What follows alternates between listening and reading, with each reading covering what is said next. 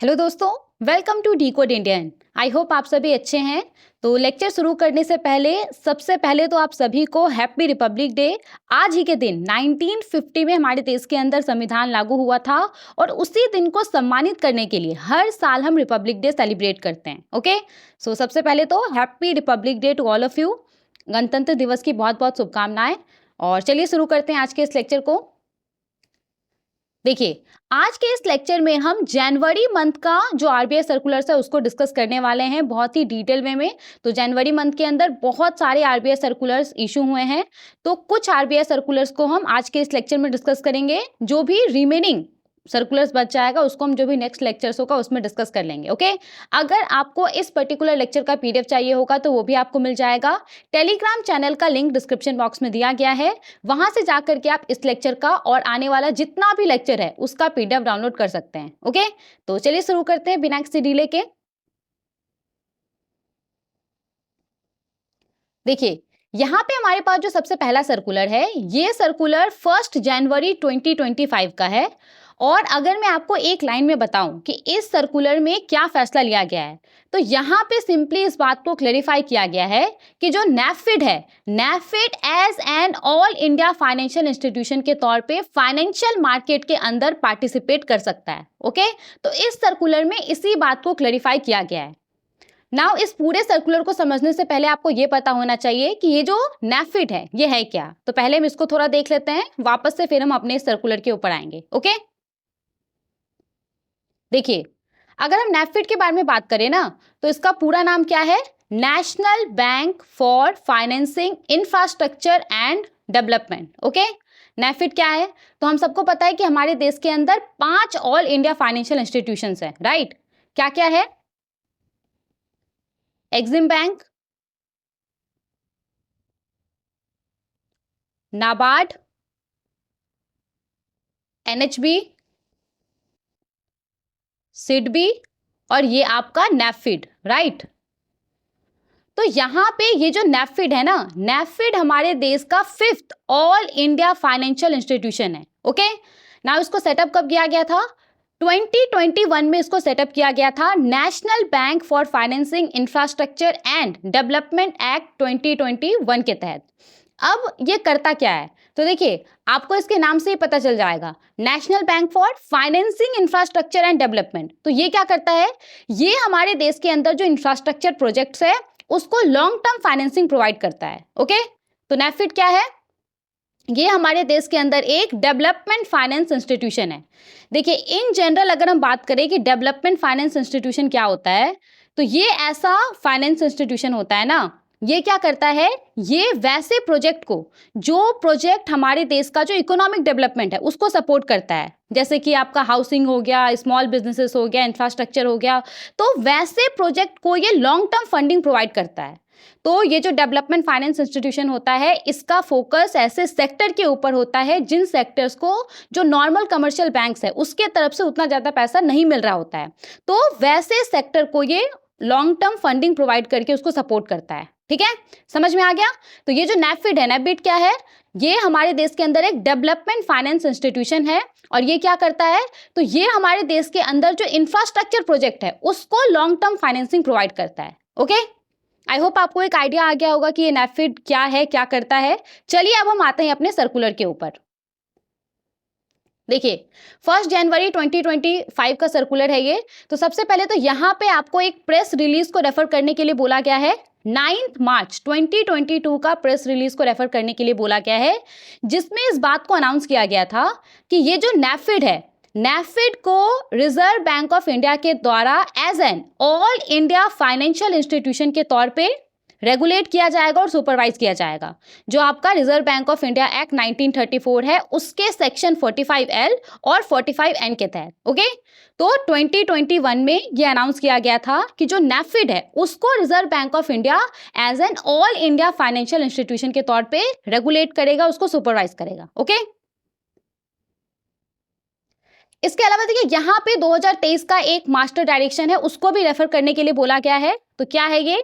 Master direction reserve bank of India prudential regulations on Basel 3 capital framework, exposure norms, significant investments, classification, valuation and operation of investment portfolio norms and resources, raising norms for all India financial institutions. Okay, तो 2023 का ये master direction है, उसको भी refer करने के लिए बोला गया है।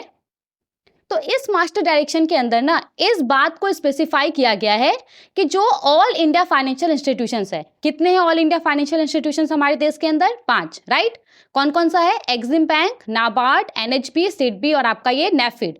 तो यहाँ पे 2023 का जो मास्टर डायरेक्शन है उसमें इस बात को स्पेसिफाई किया गया है कि जो भी ऑल इंडिया फाइनेंशियल इंस्टीट्यूशंस है वो क्रेडिट डिफॉल्ट स्वैप और रेपो ट्रांजेक्शन्स के अंदर पार्टिसिपेट कर सकता है। ओके, नाउ यहाँ पे ये जो क्रेडिट डिफॉल्ट स्वैप है, ये रेपो ट्रांजेक्शन है, ये क्या होता है इसको हम थोड़ा थोड़ा देख लेते हैं। देखिए यहाँ पे सबसे पहले अगर हम बात करें क्रेडिट डिफॉल्ट स्वैप के बारे में, ये क्या होता है, तो क्रेडिट डिफॉल्ट स्वैप क्या है? देखिए ये क्या है ना, ये एक ऐसा फाइनेंशियल कॉन्ट्रैक्ट है जहां पे इसका जो बायर होता है, मतलब कि जो इसको बाय करता है, वो एक प्रीमियम पे करता है सेलर को, और उसके बदले में सेलर इसको प्रोटेक्शन प्रोवाइड करता है कि फ्यूचर में इसको जो किसी बोरोवर से पैसा मिलना था, इसने किसी बोरोवर को लोन दिया हुआ था और उस बोरोवर से उसको फ्यूचर में पैसा वापस मिलना है, या फिर किसी कंपनी के बॉन्ड में इसने इन्वेस्ट किया हुआ है और उस कंपनी के बॉन्ड में भी इसने जिस कंपनी के बॉन्ड में इन्वेस्ट किया हुआ है उसका मैच्योरिटी पीरियड पूरा होने वाला है और उसको उसका पैसा वापस मिलने वाला है। तो अगर वहां पे डिफॉल्ट होगा, अगर बोरोवर पैसा नहीं चुकाएगा या फिर कंपनी पैसा नहीं चुकाएगा, तो यहाँ पे ये जो सेलर है ना, ये यहाँ पे बायर को उसको जो भी नुकसान हुआ है उसको कंपनसेट करेगा। ओके, तो ये इंश्योरेंस की तरह होता है। जैसे कि मान लीजिए कि आपने अपने व्हीकल का इंश्योरेंस करवाया। ओके, अब अगर अनफॉर्चुनेटली अगर एक्सीडेंट हो जाता है व्हीकल का या फिर कुछ भी नुकसान होता है, तो उसको कौन कवर करेगा? इंश्योरेंस कंपनी कवर करेगा, राइट। तो यहाँ पे क्रेडिट रिस्क के लिए ना ये इंश्योरेंस होता है। ये जो क्रेडिट डिफॉल्ट स्वैप होता है ये क्या होता है? क्रेडिट रिस्क के लिए इंश्योरेंस होता है। तो आपने किसी व्यक्ति को पैसा दिया हुआ है और आपको ऐसा लग रहा है ना कि वो व्यक्ति आपको फ्यूचर में जाकर के आपका पैसा नहीं चुकाएगा, या फिर आपने किसी कंपनी के बॉन्ड में इन्वेस्ट किया हुआ है और आपको ऐसा लग रहा है कि कंपनी का जो फाइनेंशियल सिचुएशन है वो उतना अच्छा नहीं है, कंपनी आपको रीपेमेंट नहीं करेगा, तो यहाँ पे आप ये जो क्रेडिट डिफॉल्ट स्वैप है इसका इस्तेमाल कर सकते हैं। तो ये क्या है? ये क्रेडिट रिस्क के लिए एक इंश्योरेंस है। ओके, तो जितना सारा भी ऑल इंडिया फाइनेंशियल इंस्टीट्यूशंस है वो क्रेडिट डिफॉल्ट स्वैप के अंदर पार्टिसिपेट कर सकता है 2023 के मास्टर डायरेक्शन के हिसाब से। ओके, ना यहाँ पे देखिए एक और टर्म है रेपो ट्रांजेक्शन। तो इसको तो ऑलरेडी हमने बहुत बार डिस्कस किया हुआ है। रेपो ट्रांजेक्शन नाम से ही आपको समझ में आ जाएगा, रीपर्चेस एग्रीमेंट। तो ये क्या है? ये एक शॉर्ट टर्म बोरोइंग मेथड है। तो इसमें क्या होता है ना, इसमें बहुत ही शॉर्ट टर्म के लिए जो फंड है वो बोरो किया जाता है। एग्जैक्टली इसमें क्या होता है? इसमें सिक्योरिटीज को बेचा जाता है इस एग्रीमेंट के साथ कि फ्यूचर में उन सिक्योरिटीज को वापस से खरीद लिया जाएगा एक हायर प्राइस पे। ओके, तो ये एक सिक्योर्ड लोन के तरह होता है जिसमें कि कोलेटरल के तौर पे सिक्योरिटीज को देना होता है। एक एग्जांपल से समझते हैं तो आपको पूरा क्लियर हो जाएगा। मान लीजिए कि कोई बैंक है, ओके, और उस बैंक को उसका जो भी कैश फ्लो है उसको मैनेज करने के लिए उसको कुछ पैसों का जरूरत है और उसके पास ना बॉन्ड्स पड़ा हुआ है।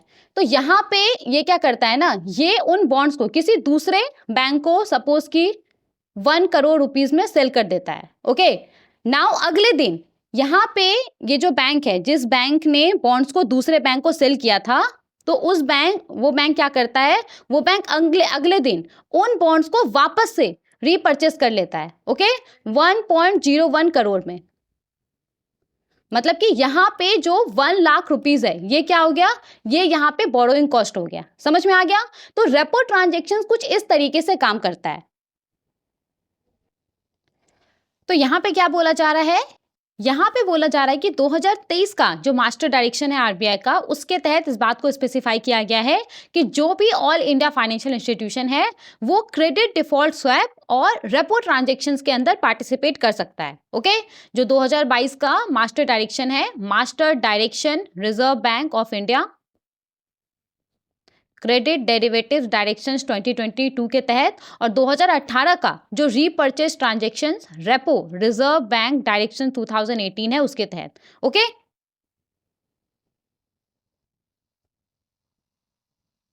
ना देखिए यहाँ पे इसी को लेकर के ना जो कुछ डायरेक्शन है आरबीआई का उसको अपडेट किया गया है इस बात को क्लियरली स्पेसिफाई करने के लिए कि जो नेफिड है वो परमिटेड है as an all India financial institution के तौर पे जो फाइनेंशियल मार्केट है जिसको कि रिजर्व बैंक रेगुलेट करता है उसके अंदर पार्टिसिपेट करने के लिए। इस बात को क्लेरिफाई करने के लिए कि जो यहाँ पे नेफिड है, नेफिड भी क्रेडिट डिफॉल्ट स्वैप के अंदर पार्टिसिपेट कर सकता है एज एन एआईएफआई, जो रेपो ट्रांजेक्शन्स है उसके अंदर पार्टिसिपेट कर सकता है। यहाँ पे जो कुछ कुछ डायरेक्शंस है उसको अपडेट किया गया है। तो इन दोनों डायरेक्शन को तो हमने लास्ट वाली स्लाइड में देख लिया था। 2022 का जो ये मास्टर डायरेक्शन है, master direction reserve bank of India credit derivatives direction 2022, okay. तो इसको यहाँ पे अपडेट किया गया है। और 2018 का जो ये आपका repurchase transactions repo reserve bank direction 2018 है, इसको यहाँ पे अपडेट किया गया है। समझ में आ गया?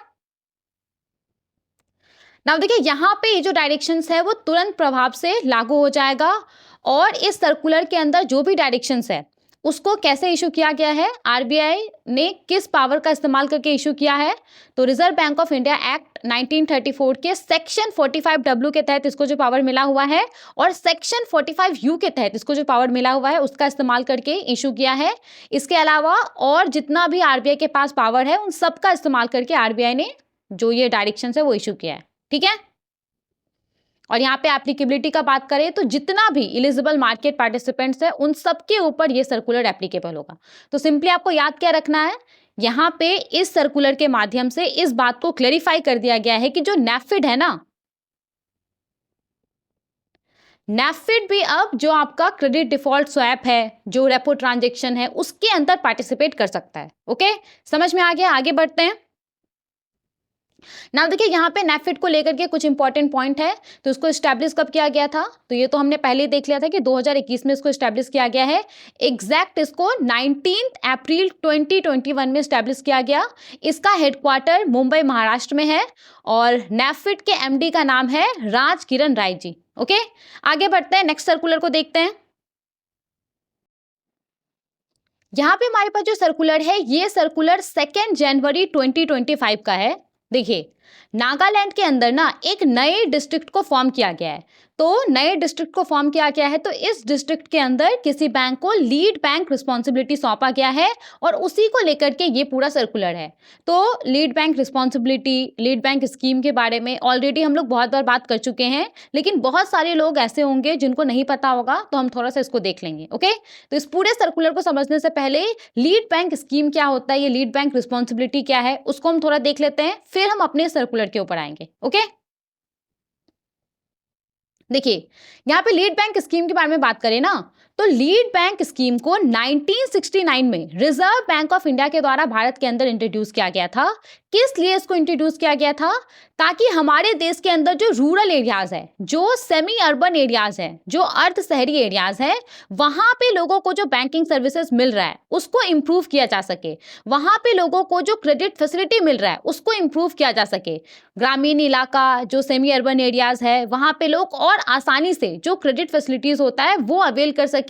तो इन सब उद्देश्य के साथ जो लीड बैंक स्कीम है उसको 1969 में रिजर्व बैंक ऑफ इंडिया के द्वारा भारत के अंदर इंट्रोड्यूस किया गया था। ओके, अब इस पूरे स्कीम के तहत होता क्या है, तो इस पूरे स्कीम के तहत ना भारत में जितना सारा भी डिस्ट्रिक्ट है, हर डिस्ट्रिक्ट के अंदर एक पर्टिकुलर कमर्शियल बैंक को लीड बैंक के तौर पे अपॉइंट किया जाता है। ओके, मान लीजिए कि आपका कोई, आप जिस डिस्ट्रिक्ट में रह रहे हैं उस डिस्ट्रिक्ट के अंदर मान लीजिए कि स्टेट बैंक ऑफ इंडिया का सबसे ज़्यादा ब्रांच है, तो उस डिस्ट्रिक्ट के लिए मोस्ट ऑफ द टाइम जो स्टेट बैंक ऑफ इंडिया है उसको अपॉइंट कर दिया जाएगा लीड बैंक के तौर पे। मतलब ऐसा देखा जाता है कि कौन से डिस्ट्रिक्ट में कौन से बैंक का सबसे ज़्यादा ब्रांच है और उसके आधार पे और भी कुछ कुछ फैक्टर उसके आधार पे तय किया जाता है। ठीक है, नाउ देखिए यहाँ पे जो लीड बैंक को अपॉइंट किया जाता है हर डिस्ट्रिक्ट के अंदर, तो ये करता क्या है, तो लीड बैंक ना लीडर के तौर पे काम करता है उस डिस्ट्रिक्ट के अंदर, और जितना सारा भी क्रेडिट इंस्टीट्यूशंस है उसको ये ओवरसी करने का काम करता है। उन सब के साथ मिल करके ये इस बात को इंश्योर करता है कि जो एग्रीकल्चर है, जो एमएससी है, जो दूसरा इकोनॉमिक एक्टिविटीज है, उसके अंदर क्रेडिट फ्लो को बढ़ाया जा सके। ओके, तो ये काम होता है लीड बैंक का। और यहाँ पे देखिए जितना सारा भी डिस्ट्रिक्ट होता है ना, हर एक डिस्ट्रिक्ट को एक सेपरेट जियोग्राफिकल एरिया के तौर पे देखा जाता है, इस बात को इंश्योर करने के लिए कि उस पर्टिकुलर डिस्ट्रिक्ट के अंदर जो वहाँ का लोग है उसको जो बैंकिंग सर्विसेज मिल रहा है उसको इम्प्रूव किया जा सके, जो क्रेडिट फैसिलिटी मिल रहा है उसको इम्प्रूव किया जा सके। ठीक है, समझ में आ गया? तो हर एक डिस्ट्रिक्ट को एक सेपरेट जियोग्राफिकल एरिया के तौर पे ट्रीट किया जाता है इस स्कीम के तहत। ओके ओके, नाउ ये पूरा सर्कुलर क्या है इसको हम देखते हैं। तो देखिए, नागालैंड सरकार ने यहाँ पे क्या किया है, नागालैंड सरकार ने नागालैंड के अंदर एक नए डिस्ट्रिक्ट को फॉर्म किया है जिसका नाम है मेलुरु। ओके, तो यहाँ पे क्योंकि नागालैंड के अंदर एक नए डिस्ट्रिक्ट को फॉर्म किया गया है तो जाहिर सा बात है कि उसके अंदर एक लीड बैंक को अपॉइंट किया जाएगा। तो यहाँ पे इसी को ध्यान में रखते हुए ये जो नया डिस्ट्रिक्ट है उसके अंदर लीड बैंक को अपॉइंट किया गया है। ठीक है, तो यहाँ पे आप देख सकते हैं नागालैंड के अंदर जो न्यूली क्रिएटेड डिस्ट्रिक्ट है उसका क्या नाम है, मेलुरु। और लीड बैंक रिस्पॉन्सिबिलिटी किसको सौंपा गया है इस डिस्ट्रिक्ट के अंदर, तो स्टेट बैंक ऑफ इंडिया को। ओके, तो मेलुरु के अंदर state bank of India lead bank है। और यहाँ पे रिपोर्टिंग पर्पस के लिए हर एक डिस्ट्रिक्ट को एक डिस्ट्रिक्ट वर्किंग कोड अलाउड किया जाता है। तो यहाँ पे इसको भी एक डिस्ट्रिक्ट वर्किंग कोड अलाउड किया गया है, वो क्या है, 02R। ओके, तो यही पूरा सर्कुलर था। ना यहाँ पे देखिए नागालैंड के अंदर जो दूसरा डिस्ट्रिक्ट है उसमें किसी भी प्रकार का चेंजेस नहीं किया गया है। वहां पे जो लीड बैंक था उसको वैसा ही रखा गया है, उसमें किसी भी प्रकार का चेंजेस नहीं किया गया है। इस बात को भी यहाँ पे क्लेरिफाई किया गया है। ओके, समझ में आ गया? तो यही पूरा सर्कुलर था। चलिए आगे बढ़ते हैं और दूसरे सर्कुलर को देखते हैं। देखिए यहाँ पे अब जो हमारे पास सर्कुलर है ये सर्कुलर 3 जनवरी 2025 का है। और इस सर्कुलर के माध्यम से यहाँ पे एक फैसला लिया गया है। वो फैसला क्या है, 30 मार्च 2025 को गवर्नमेंट ट्रांजेक्शन्स के लिए, वैसा गवर्नमेंट ट्रांजेक्शन्स के लिए जो कि ऐसे सिस्टम के थ्रू होता है जो कि ई कुबेर से कनेक्टेड है। तो यहाँ पे अनाउंस किया गया है कि 30 मार्च 2025 को ऐसे गवर्नमेंट ट्रांजेक्शन्स के लिए जो ई कुबेर प्लेटफॉर्म है ना वो फंक्शनल रहेगा। ओके, आई नो बहुत सारे लोगों को कुछ समझ में नहीं आया होगा, डोंट वरी, इसको हम डिटेल में पढ़ते हैं। लेकिन इस पूरे सर्कुलर को समझने से पहले आपको ये पता होना चाहिए कि ये जो पूरा ई कुबेर प्लेटफॉर्म है वो है क्या, करता क्या है। तो पहले हम इसको थोड़ा सा देख लेते हैं, उसके बाद हम अपने सर्कुलर के ऊपर आएंगे। ओके,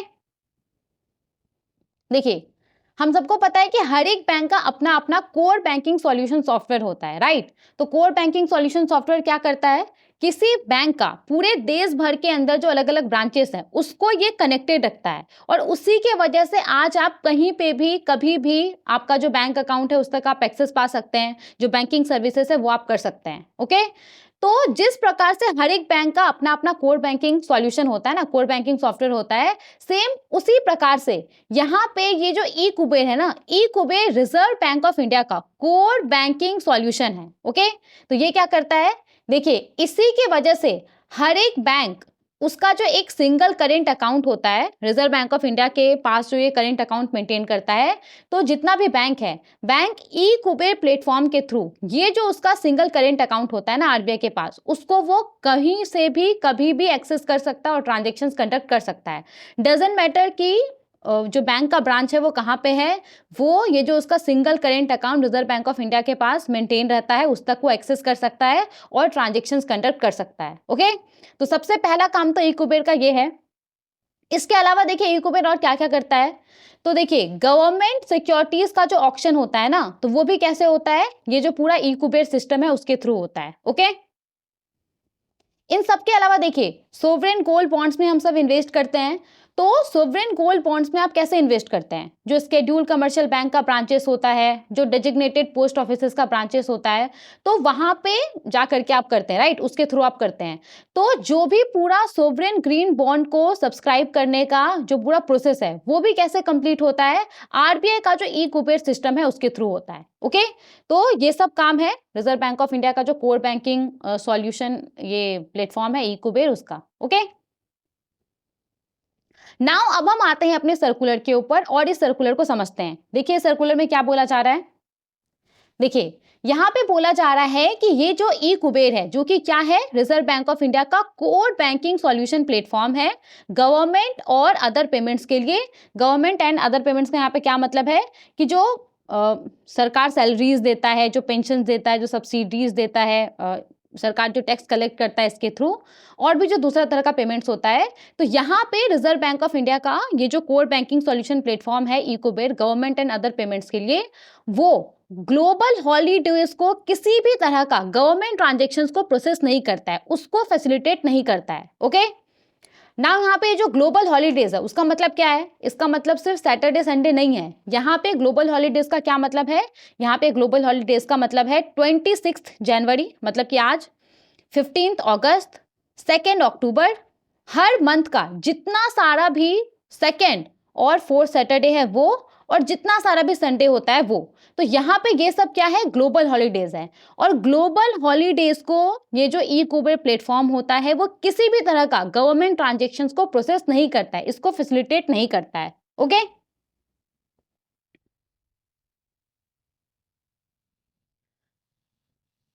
अब देखिए यहाँ पे ये ऑब्जर्व किया गया है ना कि 30 मार्च 2025, जो कि क्या है, हमारा जो ये पूरा फाइनेंशियल ईयर है, फाइनेंशियल ईयर 2024-25, 30 मार्च, 31 मार्च, ये सब क्या है, उसका लास्ट डेज है, राइट। तो यहाँ पे इस बात को ऑब्जर्व किया गया है कि जो 30 मार्च 2025 है, इस दिन संडे है। तो इस बात को इंश्योर करने के लिए कि फाइनेंशियल ईयर 2024-25 के अंदर जितना सारा भी गवर्नमेंट ट्रांजेक्शन्स है, रिसीट्स और पेमेंट से रिलेटेड, मतलब कि ऐसा गवर्नमेंट ट्रांजेक्शन्स जिसमें कि सरकार के पास इनकम आया है, टैक्स कलेक्शन हो गया, ऐसा गवर्नमेंट ट्रांजेक्शन जिसमें कि जिसके अंदर सरकार के द्वारा पैसा दिया गया है, सैलरीज, पेंशन, सब्सिडीज। तो यहाँ पे ये बोला जा रहा है ना कि फाइनेंशियल ईयर 2024-25 के अंदर जितना सारा भी गवर्नमेंट ट्रांजेक्शन्स है जो कि रिसीट और पेमेंट से रिलेटेड है, तो उसको इसी फाइनेंशियल ईयर के अंदर रिकॉर्ड किया जा सके, इस बात को इंश्योर करने के लिए जो controller general of accounts government of India है, उसने यहाँ पे क्या बोला है कि जो 30 मार्च 2025 है, जिस दिन संडे पड़ रहा है, उसको यहाँ पे एज अ वर्किंग डे के तौर पे ट्रीट किया जाएगा गवर्नमेंट ट्रांजेक्शन्स के लिए। ओके, तो ये यहाँ पे अनाउंसमेंट हुआ है 30 मार्च 2025, जिस दिन संडे पड़ रहा है, उसको एज अ वर्किंग डे के तौर पे ट्रीट किया जाएगा गवर्नमेंट ट्रांजेक्शन्स के लिए। इसका मतलब क्या है? इसका मतलब है कि ये जो ई कुबेर प्लेटफॉर्म है ना, ई कुबेर प्लेटफॉर्म 30 मार्च 2025 को गवर्नमेंट ट्रांजेक्शन्स के लिए ओपन रहेगा, फंक्शनल रहेगा। ओके, ताकि जितना सारा भी गवर्नमेंट ट्रांजेक्शन्स हैं जो कि 30 मार्च 2025 को ऐसे सिस्टम के थ्रू हुआ है जो कि ई कुबेर से कनेक्टेड है, तो उसको इसी दिन 30 मार्च 2025 को ही रिकॉर्ड किया जा सके। ओके, और ताकि जो सेंट्रल गवर्नमेंट, स्टेट गवर्नमेंट का कैश बैलेंस रहता है, मतलब कि जो भी उसका फंड, अवेलेबल फंड रहता है सेंट्रल गवर्नमेंट, स्टेट गवर्नमेंट का, उसको एक्यूरेटली कैलकुलेट किया जा सके और फाइनलाइज किया जा सके इसी दिन तक, 30 मार्च 2025 तक। समझ में आ गया? तो ये पूरा यहाँ पे सर्कुलर था।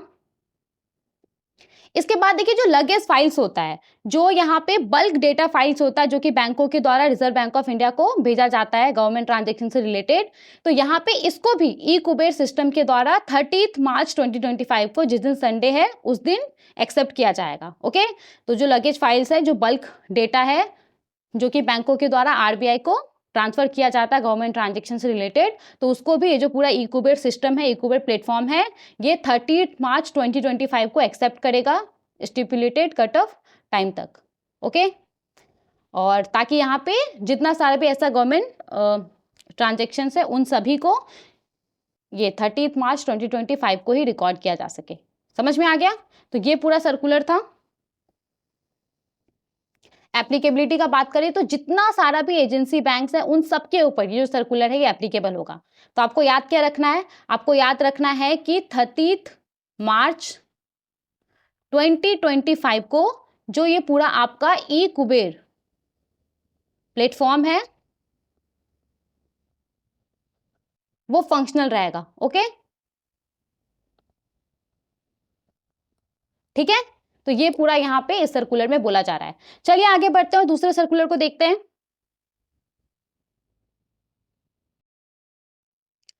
देखिए यहाँ पे हमारे पास जो सर्कुलर है ये सर्कुलर 6 जनवरी 2025 का है और यहाँ पे हम किस सर्कुलर के बारे में बात करने वाले हैं, यहाँ पे पूरा एक मास्टर डायरेक्शन है, master direction reserve bank of India credit information reporting directions 2025। तो यहाँ पे ये पूरा मास्टर डायरेक्शन है और उसके बारे में हम बात करने वाले हैं। देखिए ये जो मास्टर डायरेक्शन है ना ये बहुत ज़्यादा लेंथी है, आपको भी समझ में आ जाएगा क्यों ये बहुत ज़्यादा लेंथी है।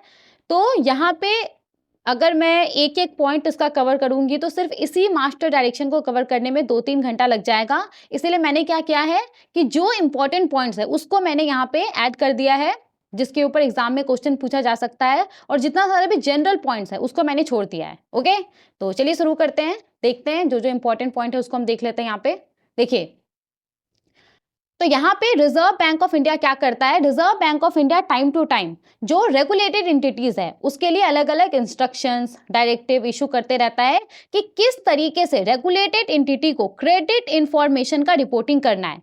क्रेडिट इंफॉर्मेशन क्या हो गया, हमारा और आपका जो क्रेडिट इंफॉर्मेशन रहता है, हम जो बैंक से लोन लेते हैं तो लोन का रीपेमेंट हम कैसे करते हैं, आपके पास हमारे पास क्रेडिट कार्ड है हम उसका बिल कैसे पे करते हैं, तो ये सब जो क्रेडिट इंफॉर्मेशन रहता है ना उन सब का रिपोर्टिंग करना पड़ता है बैंक्स को, एनबीएफसीज को। तो इसको लेकर के reserve bank of India time to time बहुत सारा इंस्ट्रक्शंस डायरेक्टिव इशू करते रहता है। तो यहाँ पे क्या किया गया है ना, यहाँ पे पूरा एक मास्टर डायरेक्शन इशू किया गया है और इस मास्टर डायरेक्शन के अंदर रिजर्व बैंक ऑफ इंडिया के द्वारा जितना सारा भी इंस्ट्रक्शंस इशू किया गया है रेगुलेटेड एंटिटीज को क्रेडिट इंफॉर्मेशन के रिपोर्टिंग को लेकर के, तो उन सभी इंस्ट्रक्शंस को यहाँ पे कंसोलिडेट कर दिया गया है, मतलब कि उन सभी इंस्ट्रक्शंस को यहाँ पे ऐड कर दिया गया है। ओके, एक जगह पे ला दिया गया है। तो बहुत सारे इंस्ट्रक्शंस को तो हमने ऑलरेडी डिस्कस कर लिया है, लेकिन क्योंकि यहाँ पे फिर से एक मास्टर डायरेक्शन इशू किया गया है सभी को कंसोलिडेट करके, तो जो भी यहाँ पे क्रेडिट इंफॉर्मेशन का रिपोर्टिंग किया जाता है रेगुलेटेड एंटिटी के द्वारा, तो इसको लेकर के जो भी इंपॉर्टेंट पॉइंट्स हैं उन सभी को हम डिस्कस कर लेते हैं। ठीक है, तो चलिए शुरू करते हैं। देखिए यहाँ पे जो डायरेक्शन इशू किया गया है ये credit information companies regulation act 2005 के सेक्शन 11 के तहत जो आरबीआई को पावर मिला हुआ है उसका इस्तेमाल करके आरबीआई ने जो डायरेक्शन है उसको इशू किया है। ओके, तो यहाँ पे पूरा ये मास्टर डायरेक्शन है, master direction reserve bank of India credit information reporting directions 2025। अब देखिए अगर हम इसका इफेक्टिव डेट के बारे में बात करें तो जो भी डायरेक्शंस है वो तुरंत प्रभाव से लागू हो जाएगा अनलेस अदरवाइज स्पेसिफाइड। तो अनलेस की किसी प्रोविजन के अंदर कोई डेट मेंशन है, जितना सारा भी प्रोविजंस को हम डिस्कस करने वाले हैं वो तुरंत प्रभाव से लागू हो जाएगा। ओके, ना यहाँ पे अगर हम एप्लीकेबिलिटी के बारे में बात करें तो डायरेक्शंस के अंदर जो भी प्रोविजंस है वो जितना सारा भी क्रेडिट इंस्टीट्यूशन है हमारे देश के अंदर और जो भी क्रेडिट इंफॉर्मेशन कंपनीज है हमारे देश के अंदर, डोंट वरी इसके बारे में डायरेक्शंस के अंदर बताया गया है, तो उन सब के ऊपर जो भी प्रोविजंस है वो लागू होगा। ओके, तो आइए देखते हैं। ना देखिए सबसे पहले तो यहाँ पे डेफिनेशंस दिया गया है कि क्रेडिट इंफॉर्मेशन कंपनीज क्या होता है, क्रेडिट इंस्टीट्यूशंस क्या होता है, स्पेसिफाइड यूजर्स क्या होता है, तो इन सब का सबसे पहले तो डेफिनेशन दिया गया है। तो पहले हम डेफिनेशंस को देख लेते हैं, उसके बाद हम एक एक करके प्रोविजन को देखेंगे। ओके, ताकि आपको समझ में आए कि कहीं पे अगर क्रेडिट इंस्टीट्यूशन मेंशन है तो उसका क्या मतलब है, कहीं पे अगर CIC मेंशन है तो उसका क्या मतलब है। ओके, तो सबसे पहले यहाँ पे हम बात करने वाले हैं क्रेडिट इंफॉर्मेशन कंपनीज होता क्या है, जिसको कि वाइडली CICs के नाम से जाना जाता है।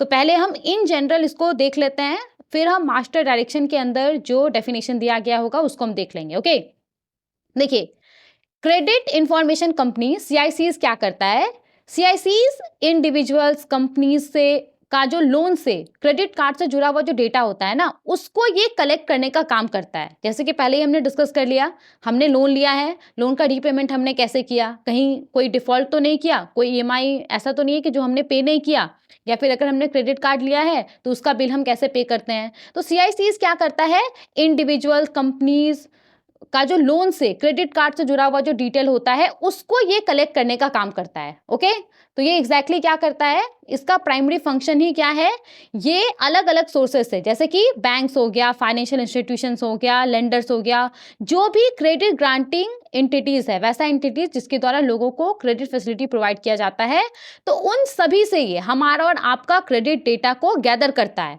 और उसको फिर कंपाइल करके हमारे और आपके लिए ये क्रेडिट रिपोर्ट तैयार करता है। तो ये क्रेडिट रिपोर्ट आपका जितना अच्छा होगा उतनी ही आसानी से आपको बैंक से लोन मिल जाएगा। ओके, अगर आपका क्रेडिट रिपोर्ट अच्छा होगा तो आसानी से आपको लोन मिल जाएगा। अगर ये उतना अच्छा नहीं होगा तो हो सकता है कि बैंक इसके ऊपर आपसे थोड़ा सा ज्यादा इंटरेस्ट रेट चार्ज करे। ओके, तो यहां पे देखिए क्या होता है कि जब कोई बैंक या फिर नॉन बैंकिंग फाइनेंशियल इंस्टीट्यूशन किसी व्यक्ति को लोन ग्रांट कर रहा होता है या फिर किसी व्यक्ति को क्रेडिट कार्ड इशू करने वाला होता है, तो जाहिर सा बात है कि ऐसे तो करेगा नहीं, वो बोरोवर का जो क्रेडिट वर्दीनेस होता है उसको चेक करेगा। वो चेक करेगा कि बोरोवर वर्दी है कि नहीं है। अगर बोरोवर को आज हम लोन देते हैं तो कल वो रीपेमेंट कर पाएगा कि नहीं कर पाएगा, इस चीज को चेक करेगा, राइट। तो यहाँ पे जो भी बैंक्स है, नॉन बैंकिंग फाइनेंशियल इंस्टीट्यूशन है, वो क्या करता है, वो किसी व्यक्ति को लोन ग्रांट करने से पहले, उसको क्रेडिट कार्ड इशू करने से पहले, ये जो क्रेडिट इंफॉर्मेशन कंपनीज के द्वारा हमारा और आपके लिए जो क्रेडिट रिपोर्ट तैयार किया जाता है, जो स्कोर तैयार किया जाता है ना, उसको ये रेफर करता है और उसके आधार पे ये तय करता है कि बोरोवर को लोन देना चाहिए कि नहीं देना चाहिए, क्रेडिट कार्ड इशू करना चाहिए कि नहीं करना चाहिए। ओके, तो यहाँ पे देखिए भारत के अंदर जितना भी क्रेडिट इंफॉर्मेशन कंपनीज है वो सब लाइसेंस्ड होता है रिजर्व बैंक ऑफ इंडिया के द्वारा credit information companies regulation act 2005 के तहत, जिसको कि शॉर्ट में CICRA कहा जाता है। ठीक है, समझ में आ गया यहां तक। अब देखिए ये तो हमने इन जनरल देख लिया कि क्रेडिट इंफॉर्मेशन कंपनीज क्या करता है। ये क्या करता है, हमारे और आपके लोन से, क्रेडिट कार्ड से जुड़ा हुआ जो डेटा होता है उसको ये गैदर करता है अलग अलग फाइनेंशियल इंस्टीट्यूशन से, बैंक से, NBFC से, क्रेडिट ग्रांटिंग एंटिटी से, और उसको फिर कंपाइल करके हमारे और आपके लिए ये क्रेडिट रिपोर्ट तैयार करता है और फिर उसके आधार पर बैंक से हमें लोन मिलता है। बैंक वाले चेक करते हैं हमारा क्रेडिट वर्दीनेस। ओके, नाउ यहाँ पे जो पूरा मास्टर डायरेक्शन है उसके अंदर जो ये क्रेडिट इंफॉर्मेशन कंपनीज है, CICs है, उसका क्या डेफिनेशन दिया गया है, तो यहाँ पे बोला गया है कि क्रेडिट इंफॉर्मेशन कंपनीज वैसा कंपनीज है जिसको कि सेक्शन 5 ऑफ CICRA के तहत सर्टिफिकेट ऑफ रजिस्ट्रेशन ग्रांट किया गया है। ओके, तो जो आपका credit information companies regulation act का सेक्शन 5 है, उसके तहत जो जो कंपनीज को सर्टिफिकेट ऑफ रजिस्ट्रेशन ग्रांट किया गया है ना, वो क्या है, वो हमारे देश के अंदर क्रेडिट इंफॉर्मेशन कंपनीज है। देखिए तो यहाँ पे हमारे देश के अंदर ऐसे अभी 4 ही कंपनीज हैं। यहाँ पे 4 CICs है जो कि रिजर्व बैंक ऑफ इंडिया के साथ रजिस्टर्ड है। उसको CICRA एक्ट के सेक्शन 5 के तहत जो सर्टिफिकेट ऑफ रजिस्ट्रेशन है वो प्रोवाइड किया गया है। अब ये क्या क्या है, तो सबसे पहला देखिए CRIF High Mark credit information services private limited, Equifax credit information services private limited, Experian, और ये आपका ट्रांस यूनियन सिविल। ओके, और यहाँ पे कब कब किसको सर्टिफिकेट ऑफ रजिस्ट्रेशन प्रोवाइड किया गया है वो भी मेंशन है। तो CRIF को 2010 में सर्टिफिकेट ऑफ रजिस्ट्रेशन प्रोवाइड किया गया है, इक्विफैक्स को 2010 में ही, एक्सपीरियन को 2010 में ही, और यहाँ पे ट्रांस यूनियन सिविल को 2012 में। ओके, तो CRIF High Mark, Equifax, Experian और ट्रांस यूनियन सिविल, ये हमारे देश के अंदर 4 क्रेडिट इंफॉर्मेशन कंपनीज है जो कि रिजर्व बैंक ऑफ इंडिया के साथ रजिस्टर्ड है, जिसको कि जो CICRA का सेक्शन 5 है उसके तहत सर्टिफिकेट ऑफ रजिस्ट्रेशन ग्रांट किया गया है। ठीक है, समझ में आ गया यहां तक। आई होप आपको क्रेडिट इंफॉर्मेशन कंपनीज क्या होता है, ये क्या काम करता है और कितने हमारे देश के अंदर क्रेडिट इंफॉर्मेशन कंपनीज है, ये क्लियर हो गया होगा। नाउ यहाँ पे देखिए क्रेडिट इंस्टीट्यूशंस क्या होता है। तो इन जनरल तो हमें पता है कि बैंक्स है वही होता है क्रेडिट इंस्टीट्यूशन। तो यहाँ पे पूरा इसका डेफिनेशन दिया गया है। तो क्रेडिट इंस्टीट्यूशंस का क्या मतलब होता है, जितना सारा भी बैंक्स है, मतलब कि जितना भी आपका कमर्शियल बैंक है, इंक्लूडिंग स्मॉल फाइनेंस बैंक हो गया, लोकल एरिया बैंक्स हो गया, रूरल बैंक्स हो गया, पेमेंट्स बैंक को छोड़ करके, ठीक है। इसके अलावा जितना सारा भी प्राइमरी अर्बन कोऑपरेटिव बैंक्स है, स्टेट कोऑपरेटिव बैंक्स है, सेंट्रल कोऑपरेटिव बैंक्स है, तो ये सब किस में आएगा, बैंक्स के अंदर आएगा। ये सब क्रेडिट इंस्टीट्यूशंस है। ओके, इसके अलावा जितना सारा भी ऑल इंडिया फाइनेंशियल इंस्टीट्यूशंस है, तो हमारे देश के अंदर 5 ऑल इंडिया फाइनेंशियल इंस्टीट्यूशन है, EXIM bank, NABARD, NHB, SIDBI और नेफिड। तो ये सब क्या है, क्रेडिट इंस्टीट्यूशंस है। इन सब के अलावा जितना सारा भी एनबीएफसीज है, इंक्लूडिंग हाउसिंग फाइनेंस कंपनीज, और यहाँ पे जो जितना सारा भी एसेट रिकंस्ट्रक्शन कंपनीज है, तो ये सब क्या है, ये सब क्रेडिट इंस्टीट्यूशंस है। एक बार फिर से देख लेते हैं। देखिए, जितना भी बैंक है वो, ओके, इसके बाद ऑल इंडिया फाइनेंशियल इंस्टीट्यूशंस हो गया, इसके बाद आपका जितना सारा भी एनबीएफसी है, ओके,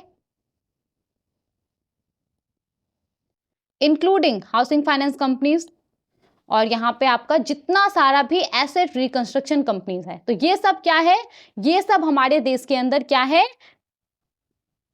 क्रेडिट इंस्टीट्यूशंस है। ओके, ओके, क्लियर हो गया। ना यहाँ पे देखिए, क्रेडिट इंफॉर्मेशन कंपनीज क्या होता है उसको हमने देख लिया, क्रेडिट इंस्टीट्यूशंस क्या होता है उसको हमने देख लिया। एक और टर्म है यहाँ पे, स्पेसिफाइड यूजर्स। तो स्पेसिफाइड यूजर्स क्या होता है, देखिए, कोई भी क्रेडिट इंस्टीट्यूशंस या फिर क्रेडिट इंफॉर्मेशन कंपनी जो आपका ये CICRA एक्ट है, CICRA एक्ट के सेक्शन 15 के सब सेक्शन 3 के तहत कोई दूसरे क्रेडिट इंफॉर्मेशन कंपनी का मेंबर है। ओके, इसके अलावा कोई भी पर्सन या फिर इंस्टीट्यूशन जिसको कि रिजर्व बैंक ऑफ इंडिया के द्वारा स्पेसिफाई किया गया है कि वो किसी क्रेडिट इंफॉर्मेशन कंपनी से जो क्रेडिट इंफॉर्मेशन होता है उसको ऑब्टेन कर सकता है। तो ये सब क्या है, ये सब आपका स्पेसिफाइड यूजर है। कोई भी क्रेडिट इंस्टीट्यूशन हो गया, कोई भी क्रेडिट इंफॉर्मेशन कंपनी जो कि सेक्शन 15 ऑफ सबसेक्शन 3 जो है CICRA एक्ट 2005 का, उसके तहत किसी दूसरे क्रेडिट इंफॉर्मेशन कंपनी का मेंबर है, या फिर कोई भी ऐसा पर्सन या फिर इंस्टीट्यूशन जिसको कि RBI ने स्पेसिफाई किया गया है, RBI के द्वारा उसको स्पेसिफाई किया गया है कि वो किसी क्रेडिट इंफॉर्मेशन कंपनी से क्रेडिट इंफॉर्मेशन ऑब्टेन कर सकता है। तो ये सब क्या है यहाँ पे, ये सब यहाँ पे स्पेसिफाइड यूजर्स है। ओके, क्लियर हो गया। अब देखिए, यहाँ पे जो भी प्रोविजंस है उन सभी को हम देखने वाले हैं, जो भी इंपॉर्टेंट प्रोविजंस है। तो देखिए, अभी तक क्या था ना, अभी तक कोई अगर क्रेडिट इंस्टीट्यूशन है तो उसके लिए ये नियम था कि उसके पास कम से कम एक CIC का मेंबरशिप होना चाहिए। लेकिन अब यहाँ पे क्या बोला जा रहा है, अब यहाँ पे बोला जा रहा है कि अगर कोई CI है, क्रेडिट इंस्टीट्यूशन है, तो उसके पास जितना सारा भी CIC है ना, उसका मेंबरशिप होना चाहिए। मतलब कि सपोज कि कोई बैंक है, तो इस बैंक के पास चारों CIC का मेंबरशिप होना चाहिए। जो 4 हमारे देश के अंदर क्रेडिट इंफॉर्मेशन कंपनीज है उसका मेंबरशिप इसके पास होना चाहिए, ये यहाँ पे बोला जा रहा है। ओके, पहला पॉइंट समझ में आ गया। अब देखिए, यहाँ पे ये जो CICs है, CICs क्रेडिट इंस्टीट्यूशन से वन टाइम मेंबरशिप फी ले सकता है, लेकिन ये one time membership fee 10,000 rupees से ज्यादा नहीं होना चाहिए। तो किसी एक क्रेडिट इंस्टीट्यूशन से जो CIC है वो maximum 10,000 rupees one time membership fee के तौर पे ले सकता है। ओके, इसके बाद देखिए, यहाँ पे जो CIC है, CIC एनुअल फी भी चार्ज कर सकता है क्रेडिट इंस्टीट्यूशन से, लेकिन ये 5,000 रुपीज से ज्यादा नहीं होना चाहिए। ओके, आगे बढ़ते हैं। अब देखिए, यहाँ पे क्रेडिट इंस्टीट्यूशंस के द्वारा जो क्रेडिट इंफॉर्मेशन का रिपोर्टिंग किया जाएगा, तो वो किस फॉर्मेट में किया जाएगा उसको लेकर के यहाँ पे प्रोविजन है।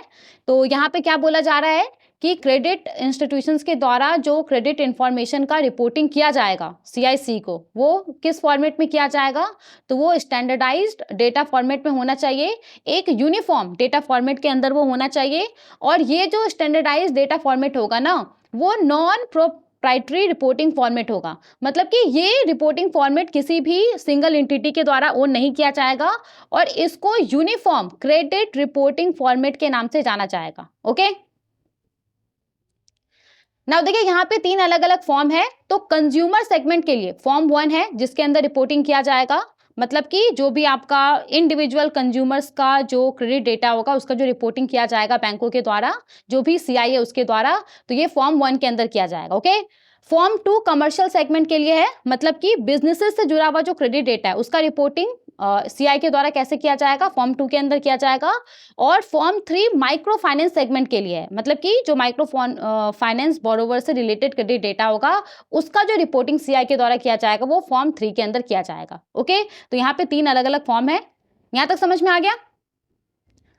नाउ देखिए, यहाँ पे क्रेडिट इंस्टीट्यूशंस के द्वारा क्रेडिट इंफॉर्मेशन को कैसे रिपोर्टिंग किया जाएगा, जो क्रेडिट इंस्टीट्यूशंस हैं वो किस तरीके से क्रेडिट इंफॉर्मेशन का रिपोर्टिंग करेगा सीआईसी को, उसको लेकर के प्रोविजन है, मतलब कि किस फ्रीक्वेंसी में करेगा, क्या करेगा, उसको लेकर के प्रोविजन है। ओके, तो ये हम देख लेते हैं।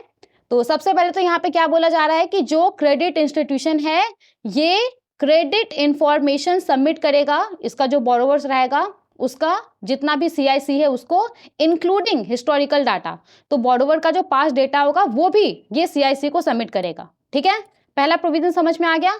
नाउ देखिए, इसके अलावा ये वाला जो सेकंड वाला प्रोविजन है ये इंपॉर्टेंट है। इसमें क्या बोला जा रहा है, इसमें बोला जा रहा है कि जो सीआईसी है और जो सीआई है वो रेगुलरली फोर्टनाइटली बेसिस पे, मतलब कि हर 2 हफ्ते पे जो क्रेडिट इंफॉर्मेशन है ना उसको ये अपडेट करेगा। ओके, तो यहाँ पे जो भी रिस्पेक्टिव मंथ होगा उसका 15 तक का जो क्रेडिट इंफॉर्मेशन होगा उसको अपडेट किया जाएगा, और उसके बाद फिर जो भी रिस्पेक्टिव मंथ होगा उसके लास्ट डे तक का जो अपडेटेड क्रेडिट इंफॉर्मेशन रहेगा उसके आधार पे जो क्रेडिट इंफॉर्मेशन है उसको अपडेट किया जाएगा। एकदम मैं सिंपल शब्दों में अगर मैं आपको समझाऊं तो इसमें ये बोला जा रहा है कि जो ये क्रेडिट इंस्टीट्यूशन है वो रेगुलरली फोर्टनाइटली बेसिस पे, मतलब कि हर 2 हफ्ते पे जो अपडेटेड क्रेडिट इंफॉर्मेशन है ना वो सीआईसी को प्रोवाइड करेगा। ओके, और ये मंथ में 2 बार करेगा। तो एक बार जो मंथ है उसका जो 15th डे तक का जो डेटा रहेगा क्रेडिट इंस्टीट्यूशन के पास उसका रिपोर्टिंग वो करेगा सीआईसी को, और उसके बाद फिर मंथ का जो लास्ट डे रहेगा उस तक का जो डेटा रहेगा सीआई के पास उसका रिपोर्टिंग वो सीआईसी को करेगा। ओके, समझ में आ गया। या फिर ऐसे शॉर्टर इंटरवल पे भी जो क्रेडिट इंफॉर्मेशन है उसको अपडेट किया जा सकता है अगर सीआई और सीआईसी के बीच में कुछ म्यूचुअली एग्रीमेंट हो जाता है तो। ओके, समझ में आ गया। सिंपली बस आपको इस पॉइंट से इतना याद रखना है कि सीआई रेगुलरली फोर्टनाइटली बेसिस पे हर 2 हफ्ते में अपडेटेड क्रेडिट इंफॉर्मेशन सीआईसी को प्रोवाइड करेगा, बस आपको इतना याद रखना है। ओके ओके, नाउ देखिए यहाँ पे क्या बोला जा रहा है, यहाँ पे सीआई के द्वारा जो सीआईसी को फोर्टनाइटली सबमिशन किया जाएगा तो ये जो भी रेलेवेंट रिपोर्टिंग फोर्टनाइट होगा ना उसके 7 कैलेंडर डेज के अंदर हो जाना चाहिए। जैसे कि मान लीजिए ना कि 1 जनवरी से लेकर के 15 जनवरी तक का जो डेटा है वो जो सीआई है वो सीआईसी को प्रोवाइड करेगा, अपडेटेड क्रेडिट इंफॉर्मेशन सीआईसी को प्रोवाइड करना है। ओके, तो यहाँ पे ना इसके विदिन 7 डेज, मतलब कि विदिन 7 डेज कितना हो गया आपका 22 जनवरी, तो 22 जनवरी तक ये जो क्रेडिट इंस्टीट्यूशंस है उसको सीआईसी को अपडेटेड क्रेडिट इंफॉर्मेशन प्रोवाइड कर देना होगा। वो यहाँ पे बोला जा रहा है कि the fortnightly submission of credit information by CIs to CIC shall be ensured within 7 calendar days of the relevant reporting fortnight. Okay, यहाँ तक समझ में आ गया। अब देखिए यहाँ पे सीआईसी को बोला गया है कि वो एक पूरा लिस्ट तैयार करेगा वैसे क्रेडिट इंस्टीट्यूशंस का जो कि ये जो पूरा फोर्टनाइटली डेटा सबमिशन है ना उसको ये फॉलो नहीं कर रहा है, और इस तरीके का लिस्ट वो तैयार करेगा और वो department of supervision reserve bank of India को प्रोवाइड करेगा। ओके, हाफ ईयरली इंटरवल पे 31 मार्च और 30 सितंबर को इंफॉर्मेशन और मॉनिटरिंग पर्पसेस के लिए। यहाँ तक समझ में आ गया। आगे बढ़ते हैं और जो जो प्रोविजन है उसको देखते हैं। अब देखिए यहाँ पे क्या बोला जा रहा है ना कि मान लीजिए कि कोई क्रेडिट इंस्टीट्यूशन है, कोई बैंक है, फिर कोई एनबीएफसी है, और उसका लाइसेंस या फिर जो सर्टिफिकेट ऑफ रजिस्ट्रेशन होता है उसको रिजर्व बैंक ऑफ इंडिया ने कैंसिल कर दिया है। तो कैंसिल करने के बाद उस क्रेडिट इंस्टीट्यूशन के पास जो क्रेडिट इंफॉर्मेशन है हमारा और आपका, उसका रिपोर्टिंग सीआईसी को कैसे होगा, तो इसको लेकर के यहाँ पे प्रोविजन है। तो जब भी कोई क्रेडिट इंस्टीट्यूशन है उसका जो सर्टिफिकेट और रजिस्ट्रेशन होता है या जो लाइसेंस होता है जब उसको कैंसिल कर दिया जाता था तो उसके पास जो क्रेडिट इंफॉर्मेशन रहता था उसका रिपोर्टिंग जो सीआईसी को किया जाता था तो उसमें बहुत सारा चैलेंजेस होता था। ओके, तो यहाँ पे उसको दूर करने के लिए कुछ कुछ प्रोविजन है। तो यहाँ पे जो सीआईसी है और सीआई है उसको क्या बोला गया है कि वो 10 अप्रैल 2025 से पहले क्रेडिट इंफॉर्मेशन रिपोर्टिंग मैकेनिज्म को इम्प्लीमेंट कर दे, बैंक्स और एनबीएफसीज का जो लाइसेंस है, जो सर्टिफिकेट ऑफ रजिस्ट्रेशन है, वो कैंसिल कर दिया जाता है। तो उसके बाद के लिए जो भी सीआईसी है, और सीआई है वो 10 अप्रैल 2025 के पहले क्रेडिट इंफॉर्मेशन रिपोर्टिंग मैकेनिज्म को इंप्लीमेंट कर दे। ओके, तो यहाँ पे पूरा इस हम रिपोर्टिंग मैकेनिज्म को अभी नहीं देखने वाले हैं, क्योंकि ऑलरेडी हमने इसको किसी लेक्चर में डिस्कस कर लिया है। कुछ दिन पहले ही हमने इसको किसी लेक्चर में बहुत ही डिटेल वे में डिस्कस कर लिया है। तो बस आपको यहाँ पे ये डेट याद रखना है। ओके, तो सीआईसी और सीआई को क्या बोला गया है कि वो 10 अप्रैल 2025 से पहले एक क्रेडिट इंफॉर्मेशन रिपोर्टिंग मैकेनिज्म को इंप्लीमेंट कर ले। जब कोई बैंक्स या एनबीएफसी का सर्टिफिकेट ऑफ रजिस्ट्रेशन या लाइसेंस कैंसिल कर दिया जाता है, उसके बाद के लिए। ओके, समझ में आ गया? आगे बढ़ते हैं। नाउ देखिए यहाँ पे क्या प्रोविजन है। मान लीजिए कि कोई क्रेडिट इंस्टीट्यूशन है, ओके, और उसने ना सीआईसी को कुछ डेटा दिया है। अब सीआईसी ने उस डेटा को रिजेक्ट कर दिया, उसको एक्सेप्ट नहीं किया। अब कुछ भी रीजन हो सकता है, डेटा इनकरेक्ट है या फिर वो इनकम्प्लीट है, और ये सब रीजन दे करके सीआईसी ने, जो सीआई ने उसको डेटा दिया था, उसको उसने रिजेक्ट कर दिया। तो यहाँ पे सीआई का काम है कि वो उस रिजेक्टेड डेटा को रेक्टिफाई करेगा और उसको वो अपलोड करेगा। कितने दिनों के अंदर?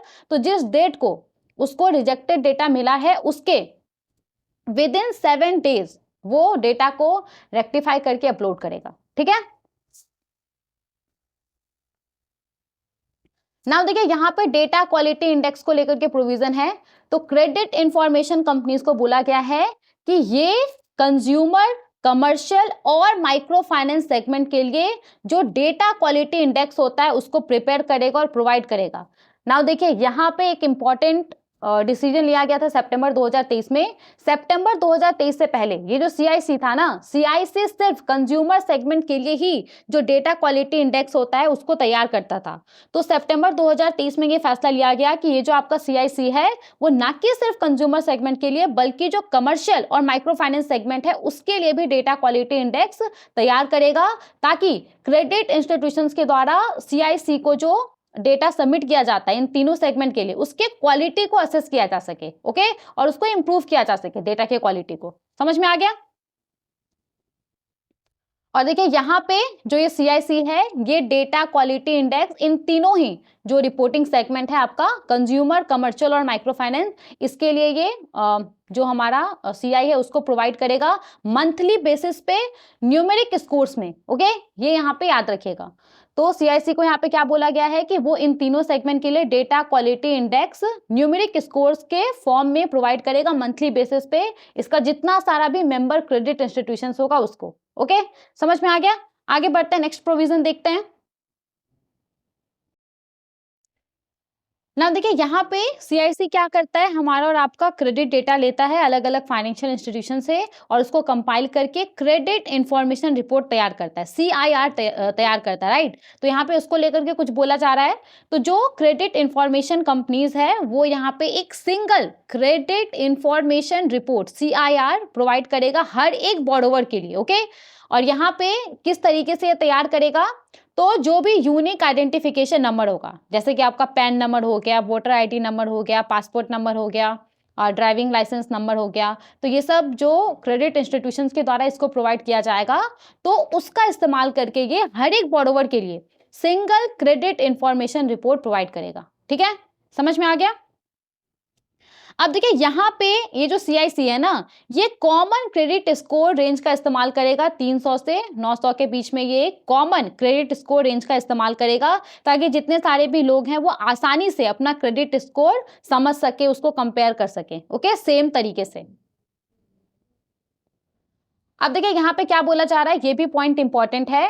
जो क्रेडिट इंफॉर्मेशन कंपनीज है, credit information companies electronic format पे आपके रिक्वेस्ट को ऑथेंटिकेट करने के बाद एक free full credit report FFCR provide करेगा, इंक्लूडिंग क्रेडिट स्कोर। और ये जो फुल क्रेडिट रिपोर्ट होगा वो कोई इंडिविजुअल कब अवेल कर सकता है, तो साल में एक बार, जनवरी टू दिसंबर, साल में एक बार वो कभी भी इसको अवेल कर सकता है। ठीक है, जिस भी क्रेडिट इंफॉर्मेशन कंपनी के पास उसका क्रेडिट स्कोर अवेलेबल होगा उससे। ओके, समझ में आ गया ये?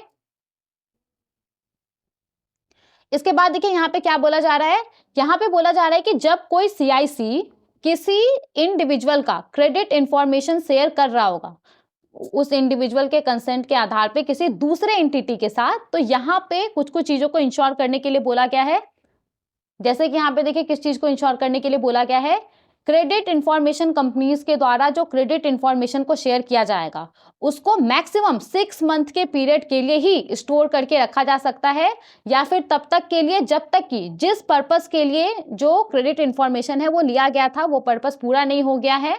ओके, या फिर तब तक जब तक कि इंडिविजुअल ने अपना जो कंसेंट है उसको विड्रॉ नहीं कर लिया है। ओके, तो जो भी पहले होगा तब तक क्रेडिट इंफॉर्मेशन को स्टोर करके रखा जा सकता है उस एंटिटी के द्वारा जिसने कि CIC से क्रेडिट इंफॉर्मेशन लिया था। ठीक है, और यहाँ पे इसके बाद काम हो जाने के बाद जो भी स्टोर्ड क्रेडिट इंफॉर्मेशन रहेगा उसको डिलीट कर दिया जाएगा। आगे देखते हैं। अब देखिए यहाँ पे ना अगर कोई CIC है, ओके, CIC ने किसी एंटिटी को क्रेडिट इंफॉर्मेशन शेयर किया, अब क्रेडिट इंफॉर्मेशन जिस पर्पस के लिए लिया गया था वो पर्पस फुलफिल नहीं हुआ है और वो एंटिटी 6 महीने से ज्यादा पीरियड के लिए जो क्रेडिट इंफॉर्मेशन है वो अपने पास रखना चाहता है, तो यहाँ पे इस केस में उसको जो भी कंसर्न इंडिविजुअल होगा उससे फ्रेश कंसेंट लेना पड़ेगा, उसका फ्रेश मंजूरी लेना पड़ेगा। ठीक है, और यहाँ पे जो भी क्रेडिट इंफॉर्मेशन रिसीव किया जाएगा उसको भारत के अंदर ही प्रोसेस किया जाएगा, भारत के अंदर ही इसको स्टोर किया जाएगा, भारत के बाहर ये जो क्रेडिट इंफॉर्मेशन है वो ट्रांसफर नहीं होना चाहिए। समझ में आ गया? ना यहाँ पे देखिए customer services and grievance redressal को लेकर के कुछ कुछ प्रोविजन है, तो इन प्रोविजंस को भी हमने कुछ लेक्चर्स में डिस्कस किया हुआ है, लेकिन क्योंकि यहाँ पे है तो इसको हम एक बार देख लेते हैं क्योंकि ये भी इंपॉर्टेंट है। देखिए यहाँ पे जो क्रेडिट इंफॉर्मेशन कंपनी है उसको बोला गया है कि वो SMS या ईमेल के थ्रू कस्टमर्स को अलर्ट करेगा जब भी किसी कस्टमर का जो क्रेडिट इंफॉर्मेशन रिपोर्ट है वो किसी स्पेसिफाइड यूजर्स के द्वारा एक्सेस किया जाएगा, तो उस केस में जो CIC है ना, CIC SMS या ईमेल के थ्रू उस कस्टमर को अलर्ट करेगा कि आपका जो क्रेडिट इंफॉर्मेशन रिपोर्ट है वो इस स्पेसिफाइड यूजर के द्वारा, इस बैंक के द्वारा या इस NBFC के द्वारा एक्सेस किया जा रहा है। ठीक है, समझ में आ गया? नाउ देखिए यहाँ पे जो क्रेडिट इंस्टीट्यूशंस है उसके पास एक डेडिकेटेड नोडल पॉइंट या ऑफिशियल होना चाहिए, एक पर्सन होना चाहिए जिससे कि जो क्रेडिट इंफॉर्मेशन कंपनी है वो कांटेक्ट करे अगर कोई कस्टमर का शिकायत है उसके समाधान के लिए। ओके, तो क्रेडिट इंस्टीट्यूशन के पास एक डेडिकेटेड नोडल पॉइंट या ऑफिशियल होना चाहिए कांटेक्ट के लिए क्रेडिट इंफॉर्मेशन कंपनीज के लिए, ताकि क्रेडिट इंफॉर्मेशन कंपनी कस्टमर का जो शिकायत है उसका समाधान के लिए कांटेक्ट कर सके। ठीक है, ना देखिए यहाँ पे अगर क्रेडिट इंस्टीट्यूशन के द्वारा ये जो नोडल पॉइंट है या जो ऑफिशियल्स है उसमें किसी भी प्रकार का चेंजेस किया जाता है तो इसके बारे में क्रेडिट इंस्टीट्यूशंस को CIC को बताना होगा। जिस डेट को चेंजेस हुआ है उसके विद इन 5 कैलेंडर डेज में CIC को इन्फॉर्म करना होगा कि नोडल पॉइंट या ऑफिशियल में ये चेंजेस लाया गया है। ठीक है, अब देखिए यहाँ पे क्रेडिट इंफॉर्मेशन कंपनीज के द्वारा जिस डेट को क्रेडिट इंफॉर्मेशन रिसीव किया जाएगा, तो जिस डेट को रिसीव किया जाएगा क्रेडिट इंफॉर्मेशन उसके विद इन 5 कैलेंडर डेज जो क्रेडिट इंफॉर्मेशन है वो CIC को अपने डेटाबेस में इंस्टॉल कर देना होगा, अपने डेटाबेस में डाल देना होगा। ठीक है, यहां तक समझ में आ गया? अब देखिए मान लीजिए कि कोई कंप्लेनेंट है, ओके, और उसने किसी CI या फिर CIC के पास कंप्लेंट किया है, उसका जो क्रेडिट इंफॉर्मेशन रिपोर्ट है उसको अपडेट करने के लिए उसने कंप्लेन किया है, और यहाँ पे जिस दिन उसने कंप्लेन किया है ना उसके विद इन 30 कैलेंडर डेज उसका जो कंप्लेन है वो रिजॉल्व नहीं हुआ है, तो यहाँ पे जो कंप्लेनेंट रहेगा उसको 100 रुपीज पर कैलेंडर डे, जितना भी दिन डिले होगा तो उस हिसाब से उसको 100 रुपीज पर कैलेंडर डे उसको कंपनसेट किया जाएगा कंप्लेनेंट को। ठीक है,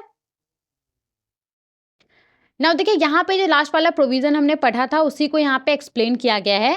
तो कोई कंप्लेनेंट है, कोई कंप्लेनेंट किसी CIC या फिर किसी CI को रिक्वेस्ट कर सकता है कि उसका जो क्रेडिट इंफॉर्मेशन है उसको वो अपडेट कर दे। ओके, अब देखिए जिस दिन रिक्वेस्ट किया जाएगा उसके विद इन 30 डेज CI या फिर CIC को नेसेसरी स्टेप्स लेना होगा ताकि उसका जो उस कंप्लेनेंट का जो क्रेडिट इंफॉर्मेशन है वो अपडेट हो जाए। ओके, अब देखिए यहाँ पे जो क्रेडिट इंस्टीट्यूशन है एग्जैक्टली किस तरीके से 30 डेज के अंदर कोई कंप्लेनेंट है अगर वो रिक्वेस्ट करता है तो एग्जैक्टली 30 डेज के अंदर किस तरीके से उसका जो कंप्लेंट है वो रिजॉल्व होगा। तो देखिए जिस डेट को क्रेडिट इंस्टीट्यूशंस को इन्फॉर्म किया जाएगा कि उसके द्वारा जो क्रेडिट इंफॉर्मेशन शेयर किया गया था सीआईसी के साथ वो इनएक्यूरेट है, तो उसके 20 डेज के अंदर क्रेडिट इंस्टीट्यूशंस का ये जिम्मेदारी होगा कि वो उसके 21 डेज के अंदर जो करेक्टेड क्रेडिट इंफॉर्मेशन है वो सीआईसी को या फिर उस कंप्लेनेंट को डायरेक्ट प्रोवाइड कर दे।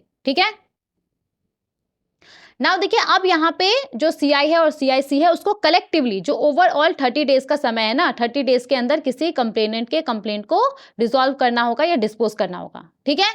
नाउ देखिए एग्जैक्टली यहाँ पे इसका मतलब क्या है, इसका मतलब ये है कि क्रेडिट इंस्टीट्यूशंस के पास 21 डेज का समय रहेगा और जो बचा हुआ 9 दिन का समय रहेगा वो क्रेडिट इंफॉर्मेशन कंपनीज के पास रहेगा जो पूरा कंप्लेंट है उसको रिजॉल्व करने का। ओके, तो मान लीजिए ना कि जिस दिन क्रेडिट इंस्टीट्यूशन को इन्फॉर्म किया गया कि आपने जो सीआईसी को किसी बोरोवर को लेकर के क्रेडिट इंफॉर्मेशन दिया था वो गलत है।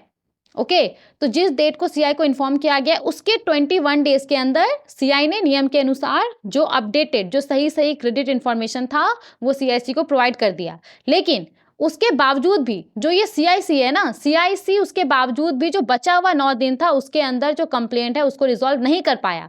तो यहाँ पे क्या होगा, यहाँ पे इस केस में जो कंपनसेशन का पैसा है वो किसको देना पड़ेगा, सीआईसी को देना पड़ेगा। और अगर सीआई ने ही 21 डेज के अंदर सही क्रेडिट इंफॉर्मेशन सीआईसी को प्रोवाइड नहीं किया होता तो इस केस में जो कंपनसेशन का पैसा था वो सीआई को देना पड़ता। ठीक है। और यहाँ पे जो भी कंपनसेशन का पैसा वो डायरेक्ट जो कंप्लेनेंट का बैंक अकाउंट है उसमें क्रेडिट कर दिया जाएगा। कितने दिनों के अंदर, तो जिस दिन कंप्लेंट रिजॉल्व होगा उसके विदिन 5 वर्किंग डेज जो पैसा है वो उसके बैंक अकाउंट में क्रेडिट कर दिया जाएगा। ठीक है।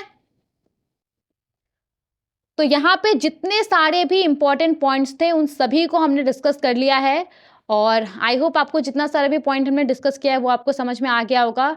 वैसे तो देखिए डिटेल्स में मतलब ये बहुत सारा सर्कुलर्स इसके अंदर पूरा ऐड किया गया था, तो वैसे तो इन सभी सर्कुलर्स को हमने डिटेल में अलग अलग लेक्चर्स में डिस्कस किया हुआ है, लेकिन क्योंकि ये मास्टर डायरेक्शन था, इसके अंदर प्रोविजंस था, तो मैंने सोचा कि जो जो इंपॉर्टेंट पॉइंट्स है उसको हम फिर से यहाँ पे डिस्कस कर लेते हैं। ठीक है। तो ज़्यादा चांसेस है कि इन्हीं सब पॉइंट्स के ऊपर आपसे अगर क्वेश्चन पूछा जाता है तो इन्हीं सब पॉइंट के ऊपर आपसे पूछा जाएगा, सीआईसी के ऊपर, सीआई के ऊपर, तो इन सब पॉइंट के ऊपर ही आपसे क्वेश्चन पूछा जाएगा। ठीक है। तो यहाँ पे जो भी प्रोविजंस था उसको हमने डिस्कस कर लिया है। नाउ एप्लीकेबिलिटी का बात करें तो पहले ही हमने देख लिया था जितना सारा भी कमर्शियल बैंक है उन सबके ऊपर एप्लीकेबल होगा, including small finance bank, local areas bank, regional rural banks, payments bank के ऊपर एप्लीकेबल नहीं होगा। जितना सारा भी कोऑपरेटिव बैंक्स है, urban cooperative banks, state cooperative banks, central cooperative banks, इन सबके ऊपर एप्लीकेबल होगा। जो भी एआईएफआई है उन सबके ऊपर एप्लीकेबल होगा। इसके अलावा जितना सारा भी हाउसिंग फाइनेंस कंपनीज है, नॉन बैंकिंग फाइनेंशियल कंपनीज है, एनबीएफसीज है, उन सबके ऊपर एप्लीकेबल होगा। जितना सारा भी एसेट रिकंस्ट्रक्शन कंपनीज है उन सबके ऊपर एप्लीकेबल होगा। तो ये सब तो क्या होगा, यहाँ तक क्या हो गया, क्रेडिट इंस्टीट्यूशन हो गया, राइट। तो क्रेडिट इंस्टीट्यूशंस के ऊपर एप्लीकेबल होगा और जितना सारा भी हमारे देश के अंदर क्रेडिट इंफॉर्मेशन कंपनीज है उन सबके ऊपर एप्लीकेबल होगा। ठीक है, समझ में आ गया आपको। तो आज के इस लेक्चर का ये हमारा लास्ट सर्कुलर था जिसको हमने डिस्कस किया है और जितने सारे भी सर्कुलर्स बचे हुए डिस्कशन के लिए उन सभी को हम नेक्स्ट 1 लेक्चर में या फिर नेक्स्ट 2 लेक्चर्स में डिस्कस कर लेंगे। ओके, आई होप आपको ये लेक्चर इन्फॉर्मेटिव लगा होगा। Thank you so much for watching.